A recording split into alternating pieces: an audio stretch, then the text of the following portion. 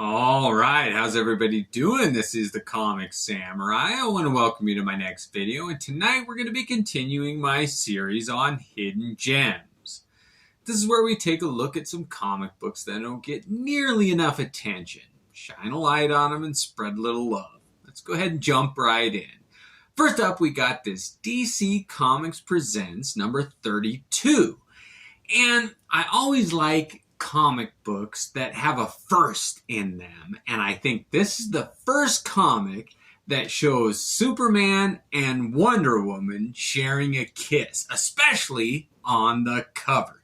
Now, there was a Superman's girlfriend Lois Lane comic where they did kiss, but it was in a dream. Lois Lane was imagining what would happen if Wonder Woman and Superman kissed. But this one actually features those two characters kissing. Now, they were under the spell of Eros or Cupid or whatever. Anyway, they were under someone's influence, but they did share a kiss. They had to overcome it, and it is a bit of a hokey comic book, but there's no denying that they had some chemistry, and it set things up for some later interactions between them. But I do believe, somebody let me know, if they kissed earlier in some other comic books other than that Lois Lane one, let me know. But I think this is their first kiss, and it's underrated. Anytime anything big, a milestone happens for the first time, it's worth hunting down. And you can find this one at dollar bins. So DC Comics Presents number 32. All right, moving on, we got Classic X-Men number 32. And this Classic X-Men series was really an underrated series. It reprints some of those classic John Byrne, Chris Claremont early X-Men issues. But this one in particular is one of my favorites. It's got an all-new cover by Stephen Lightly, I think is the artist's name, and he is one of my favorites. He always nails it and does a good job. But this cover really is a great one. And inside, the X-Men fight a mutant called Proteus, one of their greatest villains in their early days. And it reprints that story, and it's a great one. But the thing that makes this a hidden gem is that there's an all-new segment in the back by Chris Claremont and John Bolton. And it shows that Proteus mutant fighting Wolverine and Nightcrawler. And you get to see some of Wolverine's inner dialogue and what makes him the hero that he eventually becomes. And this is a turning point for him. You never saw him really step up to the plate like you did in this comic book. And it shows a behind the scenes kind of inner workings that you'd never seen before. I really think all these classic X-Men reprinting those classic stories, but in introducing new segments by John Bolton and Chris Claremont, the original writer, to have him come back and shine some light on those stories really is fun. All right, next up we got Daredevil Bullseye number 1. Now this one is one of those comics that has a bit of a stigma to it or some kind of controversy. And the big thing with this one is that it was the first issue in a series and it was never finished. They only published this first issue. And oh man, written by Kevin Smith from The Dogma and Jay and Silent Bob and all those. That Kevin Smith wrote it. And he was at his height here. And it was drawn by Glenn Fabry, who's one of my favorite artists. And it's an early battle between Daredevil and Bullseye when they kind of reconnected. And it just set up this huge standoff between these two, and it never got resolved. Someday I think it will, and this one will really take off. But grab it now before they finish the series, because it's always great when something was started, but there's a controversy, and it wasn't finished. And I always like that kind of comic book. And this is a great one without the controversy. So try to pick this one up. It's a good story. Next up, we got J.O. Barr, Pink Dust, Morphine Dreams. And this was put out by Kitchen Sink.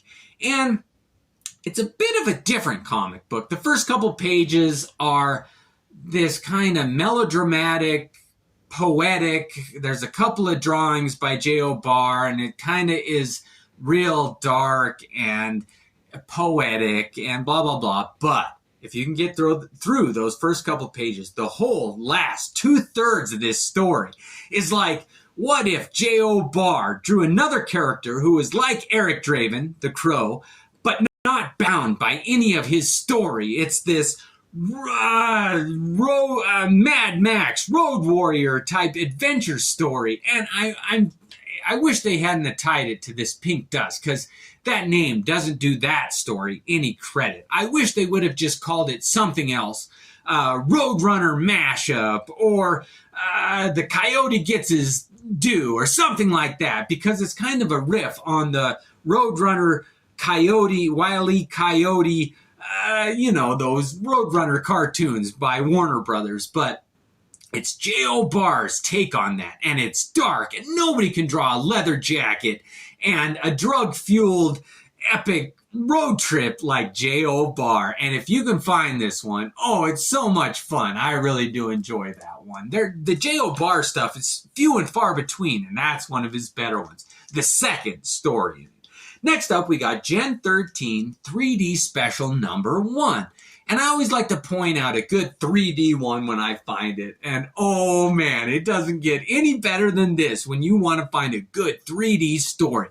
The first 2/3 of this story is a 3D one done by Art Adams. And nobody can draw like he can, especially dinosaurs and superheroines, and it's just fun to look at. Put those glasses on and you enjoy every page of it. Oh, the last 1/3 is drawn by somebody else, and it's a fun story too, but you gotta get this comic book for the first 2/3 of it, drawn by Art Adams. It really is 3D at its best. All right, let's go ahead and move it on. Next up, we got a Bloodlines annual, and it's Hitman, or a Demon annual number 2, and it introduces the Hitman. This is Hitman's first appearance, which was a character created by Garth Ennis, drawn by John McCrae for the most part, and this is his first appearance. And it is a bit of a sought-after comic just because it's his first appearance, but it really is underrated. It's a great character. He had a whole series that people loved, and it was Garth Ennis at his best. Just juvenile humor, violence, gore, and drugs, a little bit dirty. DC pushed the limits on this comic book, and it's a great one. I really do like that.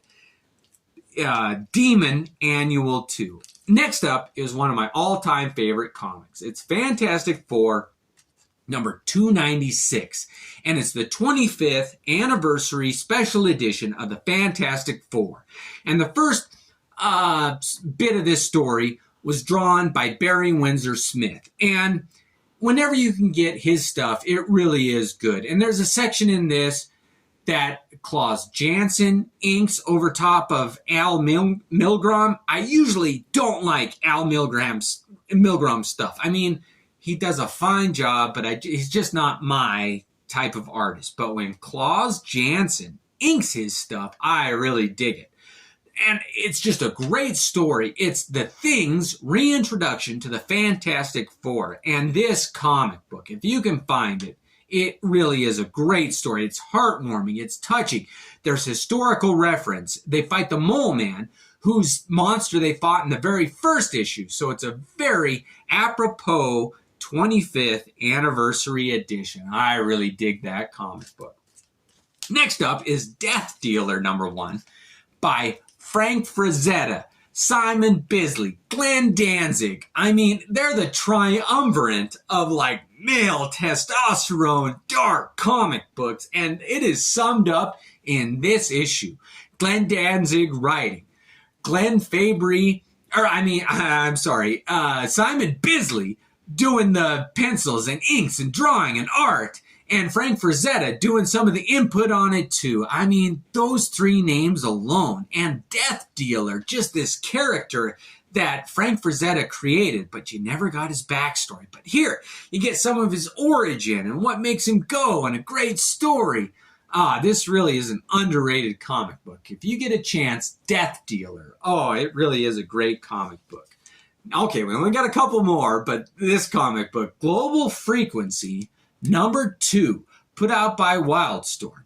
Now, this was a weird kind of anthology series, but this one, written by Warren Ellis, drawn by Glenn Fabry, tells a story of these group of heroes or normal, average, everyday people who have extraordinary skills that are called up in times of need.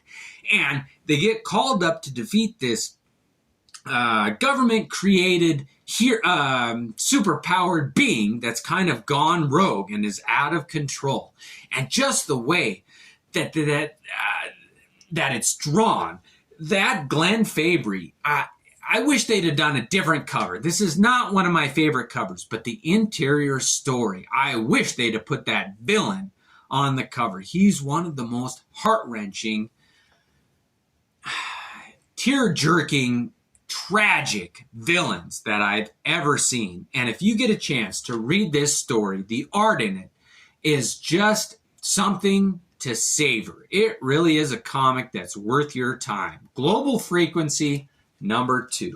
All right, we're getting down to it. But next up is Ghost Rider Annual 2. And it's the second series of Ghost Rider. But there's 3 stories in it, the first of which was written by Warren Ellis, who's not always my favorite, but when he's good, man, he is red hot. And he nailed it on this one. Now that Javier Saltares, or I'm sorry, whatever his name is, the guy who penciled the first couple issues of Ghost Rider, drew this one and inked it too. And it's lacking a little bit without Mark Teixeira. He's one of my favorites, but he's not involved in this one. But without him, they still did a great job. Ghost Rider fights this villain called Scarecrow.